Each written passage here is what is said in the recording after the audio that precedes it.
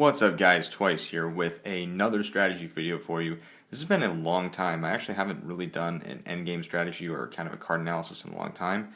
But today we've got one for Venus Luquier. I know we've been doing a lot of Silver Thorns, and please kind of excuse the shaky camera if there is. I have to use my phone for this one. But alas, the iPhone does have a pretty nice camera on it, so I figured I might as well make use of it.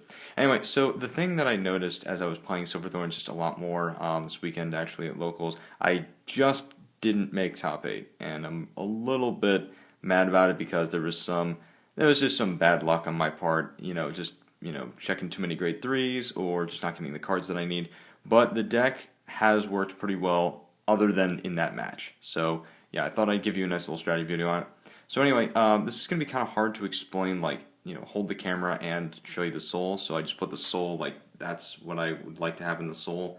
And then, you got some cards in the field here. And then I've got these two Sky High Walkers. I'll explain how those come into play a little bit later. But anyway, so what I noticed is that Venus Luquier, the deck itself has a lot of really great early game and late game pressure. And that mainly comes from our two superior calling units.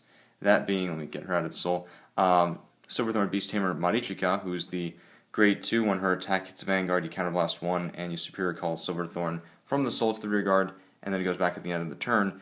And then Anna has the same skill, but it's when she boosts an attack that hits.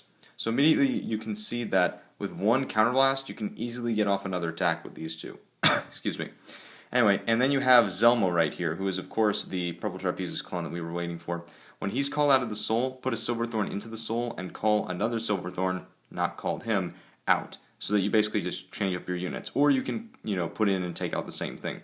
This card can reset columns because he'll put in a rested unit and then call a stood one, and then of course he'll be a nice 7k booster for afterwards. So a combo of either of these two with Zelma is really key for this deck, because for just one counterblast you can essentially restand a column. Not to mention we have our starter here, Emil, who in combo with Venus Luquier is very good for setting up the soul for the turn where you use the limit break. I've got 5 Silverthorns set over here in the damage, though I don't think I'll really be needing them. Anyway, so the thing is that the great thing about Emil is that she puts herself as well as up to 3 other cards in the soul. So if you put her in and you get a grade 1, 2, and 3 Silverthorn, you've just put 4 cards in the soul. Activate her limit break, and Venus Luquier lets you soul charge 2 more. Now granted, I've been pretty unlucky with the soul charges in the past, but it has worked out pretty well sometimes where you can soul charge 2 useful units. Even if you don't, just anything that you can superior call out of the soul is going to be helpful. And the real key, I say though, the win condition of this deck is not Venus Luquier, it is in fact Upright Lion. This card is what wins you games, because Upright Lion, his ability is that whenever another unit with Silverthorn in its name is called out of the soul to the rear guard circle, you can't really see that because of the camera, then he's going to get plus 3,000, and that stacks, right? So if you're able to call up to 4 units, because he's going to be already on the rear guard circle, he has to be on the rear guard circle, by the way, when this happens. You can't call him out with Venus Luquier and then give him that power. That's not how it works, because they're all being called out technically at the same time.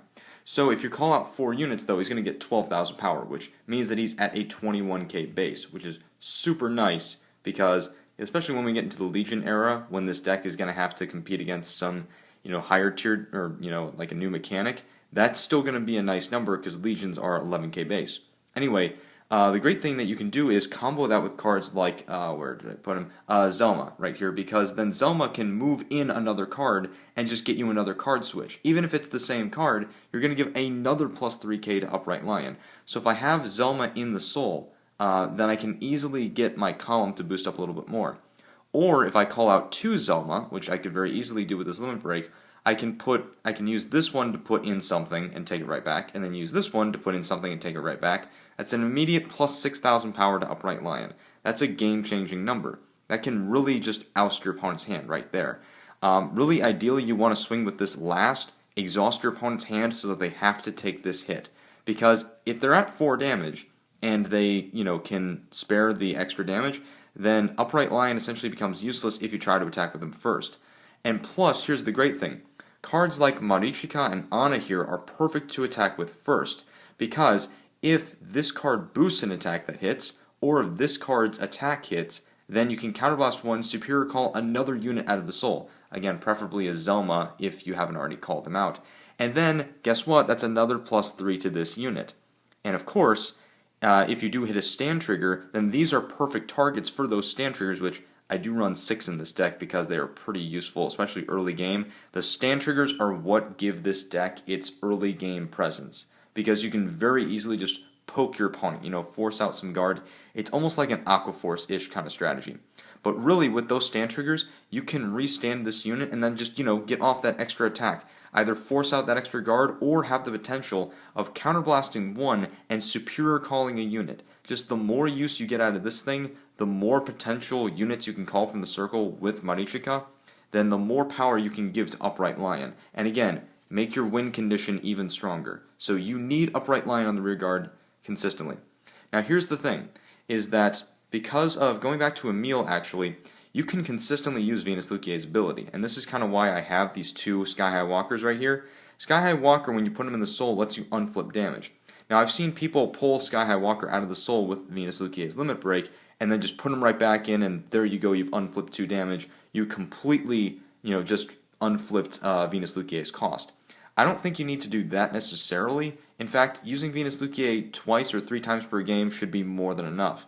But if you do have these in hand, these are a good thing to put in the soul, unflip it damage, and just make sure that you are able to pay the costs for things like Marichika and Ana. And the way that you want to set this up is that you want to have a Marichika up here, maybe Ana somewhere here on the rear guard or here on the rear guard. Just that way, every single column that you have has the ability to call a new unit. That's where the pressure goes in. Your opponent doesn't want you to call new units and boost up this column or just, force out more guard. But the thing that you can do with Emil is that because Emil goes into the soul, you can consistently keep calling her out with Venus Luquier. And since she's I almost said size because I've been playing Buddy Fight too. And since she's a grade 0, that means that she doesn't contribute to that grade criteria that Venus Luquier has. So it's very easy to just consistently keep putting Emil back in and thinning the deck. This is what really helps late game, because the more and more regular units you take out of the deck, the more triggers that you have in that deck relative to other units. So your potential of hitting a trigger is much better, especially when you know that you've got like 3 or 4 stand triggers left in the deck, which, trust me, there was a couple games when that deck thinning really helped and I was able to hit 2 stand triggers. Just really blows your opponent away. They get really pissed. Anyway, you're just able to very consistently thin the deck, build up the soul, and use this ability because you're putting so many cards into the soul. You can counterblast 2, maybe retire all this stuff, and call new units. Doesn't really matter what you call, boost this column. That's what it's meant to do. Get your win condition. That's how the deck runs. Upright Lion, really you only want one of him out there. But Ana's like the perfect booster for him because if his attack does hit and you have a Zelma in the soul, there you go, you get a restood column after you just hit with a huge power column too. So it can be really hell for your opponent.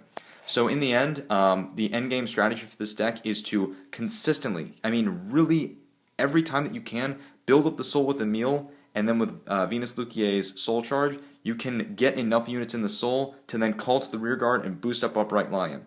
Use cards like Ana and Marichika to get consistent pressure against your opponent. Try to have like 1 in each column, that way you can just have 3 pressure columns against your opponent, and really make them know that if you hit, then you're calling something else. And really try to keep as many Zelmas in the soul as possible, because they are key. Ana's a really good thing to have in the soul as well, just in case you lose one. I have Rising Dragon in here because, he's a 12k attacker and they're always useful. And of course regular Luquier because you want to be at that cross ride. Anyway, so the endgame strategy, is kind of simple, but there's just a lot of ways to set this up.